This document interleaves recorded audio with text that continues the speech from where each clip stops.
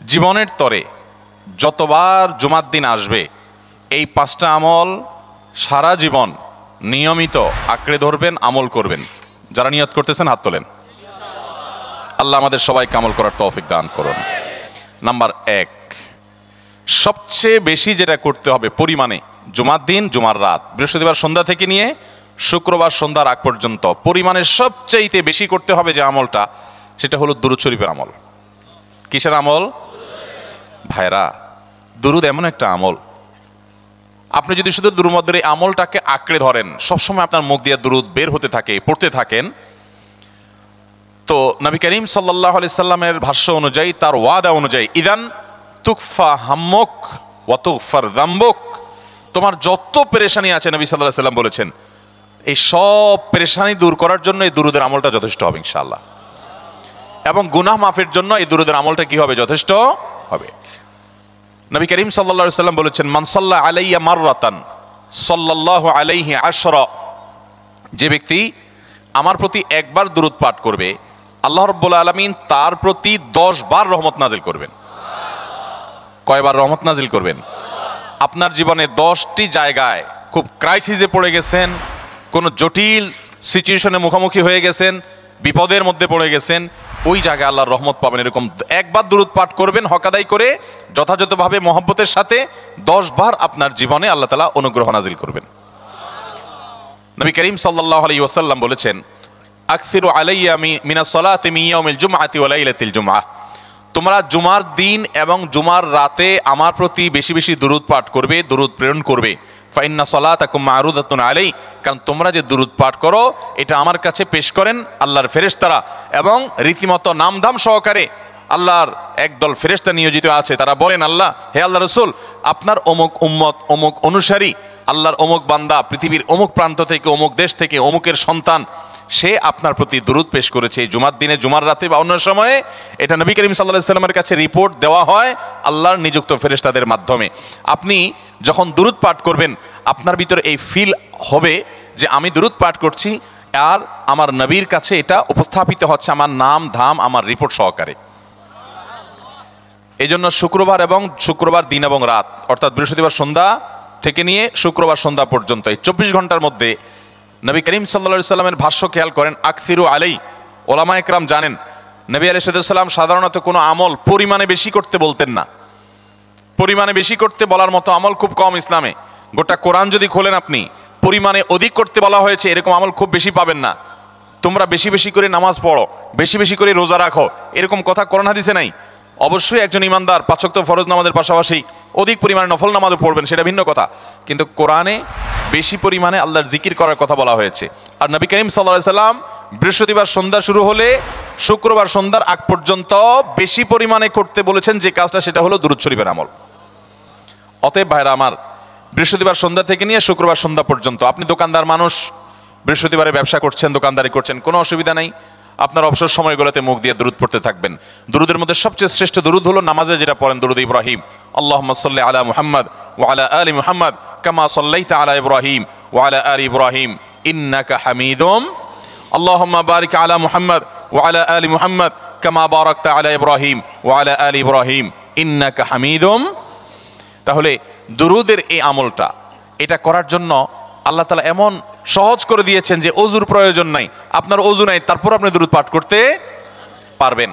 এবং আপনি এই বড় দুরূদ পড়ার মতো সময় নাই, তো আপনি একবারে সবচেয়ে সংক্ষিপ্ত দুরূদ পড়েন সাল্লাল্লাহু আলাইহি ওয়াসাল্লাম, তাতেও দুরূদ পাঠের সওয়াব পাবেন। চেষ্টা করব তো ইনশাআল্লাহ। শুক্রবার আসবে, দুরূদ বেশি বেশি করে পাঠ করব। আপনি দোকানে কাজ করেন, আপনার দোকানে আপনার সহকর্মী আরও কাজের লোক আছে, আপনি সবাইকে স্মরণ করাবার জন্য নিজে জোরে জোরে দুরূদ শরীফ পড়বেন এবং বলবেন যে শুক্রবার শুরু হয়ে গেছে, সবাই দুরূদ শরীফের আমল করো। ভাইরা আমার, আমি আমার জীবনের কথা বলতে পারি। আমার জীবনে ওই যে হাদিসের উপরে ইয়াকিন এবং বিশ্বাস আলহামদুলিল্লাহ ছিল, আমার জীবনে আমি অনেকবার দেখেছি এরকম জটিল পরিস্থিতি হয়েছে যে দেয়ালে পিঠ ঠেকে গেছে, নড়ার জায়গা নাই, আর কোনো আপাত দৃষ্টি থেকে এই বিপদ থেকে উদ্ধারের কোনো পথ নাই। দুরূদ, ইস্তেগফার, দোয়া ইউনুস, এই 3 আমল, পাশাপাশি ইয়া জাল জালালি ওয়াল ইকরাম, এই 4টা জিনিসকে এমন ভাবে ধরছে, বিশেষ করে দুরূদ, স্পেশালি সারাক্ষণ দুরূদ। আল্লাহ রাব্বুল আলামিন এমনভাবে সহযোগিতা করেছেন, এমনভাবে উদ্ধার করেছেন যে কল্পনা করলে অবাক লাগে এখন যে এটা কিভাবে সম্ভব। ভাইরা আমার, এক সাহাবী নবী করিম সাল্লাল্লাহু আলাইহি ওয়াসাল্লামের কাছে এসে বলছি, ইয়া রাসূলুল্লাহ, আমি যে দোয়া করি এই দোয়ার মধ্যে আমি নিজের জন্য করব, আমার ছেলে মেয়ের জন্য করব, অনেক কিছু করব, এটা সেটা, রিজিক চাইবো, সুস্থতা চাইবো, অনেক কিছুই তো আল্লাহর কাছে চাইবো।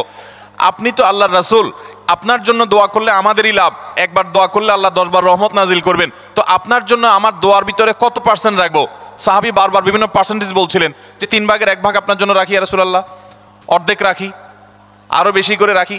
তিনি যত বলছেন নবী করিম সাল্লাল্লাহু আলাইহি ওয়াসাল্লাম আরো বাড়ানোর জন্য তাকে উৎসাহ দিচ্ছিলেন।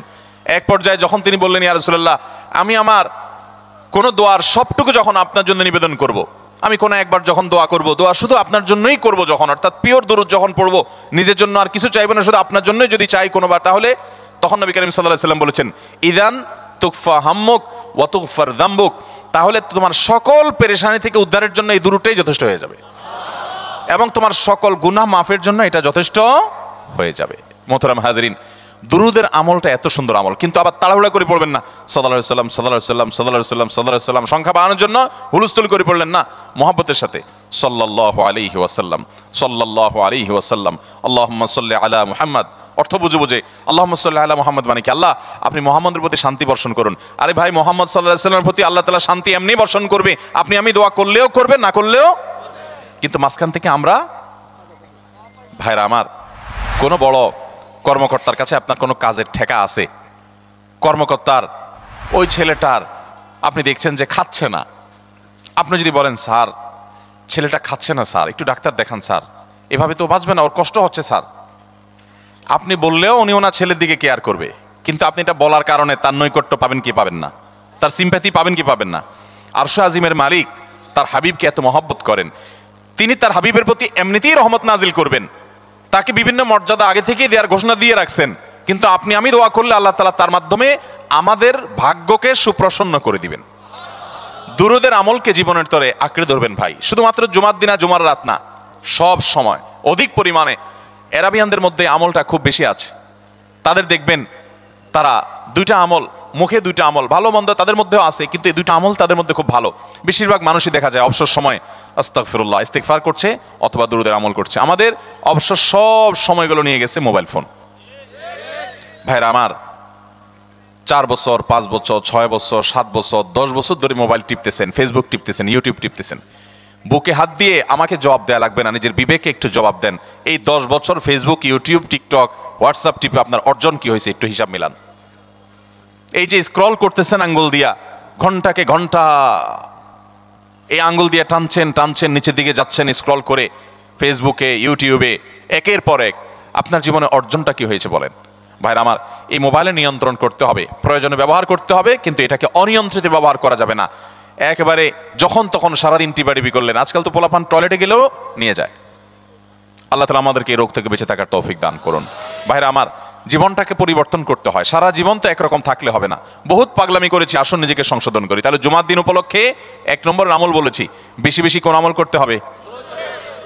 সারা জীবন মনে রাখবো তো ইনশাআল্লাহ। বাসা বাড়িতে পরিবার লোকদেরকে মনে করাবো তো ইনশাআল্লাহ।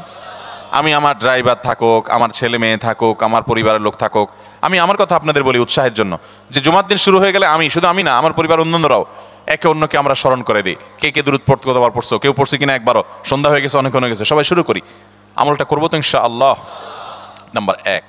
নাম্বার 2, জুমার দিন উপলক্ষে অন্য যে কোনো দিনের চাইতে জুমার দিন অর্থাৎ শুক্রবারের ফজর নামাজ পুরুষরা মসজিদে জামাতের সাথে পড়বেন, জামাতের সাথে পড়ার নিয়ত করবেন পাক্কা। কারণ অন্য যে কোনো দিনের ফজর নামাজ না, শুধুমাত্র যত নামাজ আছে, নবী করিম সাল্লাল্লাহু আলাইহি ওয়াসাল্লাম বলেছেন, আফদালুস সালাওয়াতে ইনদাল্লাহ, আল্লাহর কাছে দুনিয়ার সব নামাজের মধ্যে, 5 ওয়াক্ত সাধারণ নামাজগুলোর মধ্যে সবচেয়ে উত্তম নামাজ হলো সলাতুল ফজরে মাআল জামাআতে ইয়াউমাল জুমআ, জুমার দিন ফজরের নামাজ জামাতের সাথে আদায় করা হলো যত নামাজ আছে এর মধ্যে সবচেয়ে শ্রেষ্ঠ নামাজ।